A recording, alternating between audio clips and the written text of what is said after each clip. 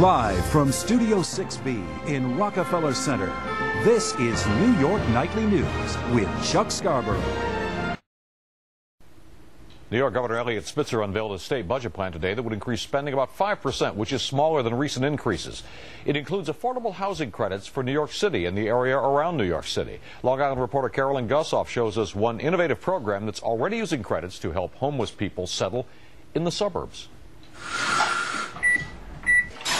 It's lunchtime at the Rhodes home. Macaroni! Seems routine, but it's actually quite remarkable because a year ago, Juanique Rhodes didn't seem like she'd ever have a home.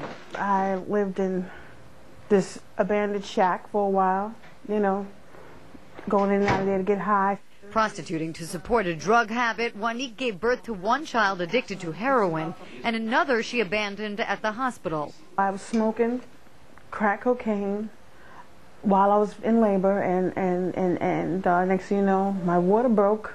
I left her in the hospital. I left her because I still wanted to go get high.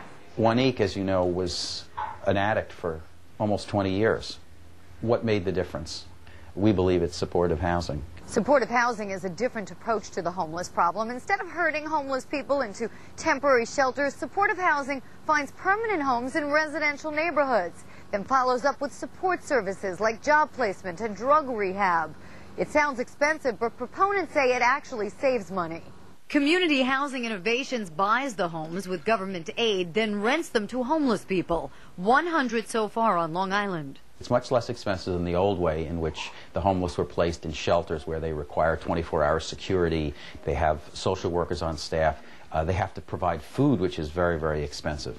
Here, she lives in an apartment. She does her own shopping. She cooks for herself. Neighbors have no idea that once homeless people are now living among them, and the organization wants to keep it that way. In Juanique's neighborhood, there's been acceptance. I don't mind as long as they're, you know, trying to better themselves and they're working. Everybody deserves a chance. I don't think you should discriminate against them for that. It's been a second chance for Juanique. She pays about $500 a month for this one bedroom, 30% of what she earns. She has a job, has been reunited with her daughter, and wakes up in a bed. As opposed to waking up in a car in a shack. It's a big difference. I love it. Governor Spitzer's proposed budget includes a $400 million infusion into housing initiatives like this one.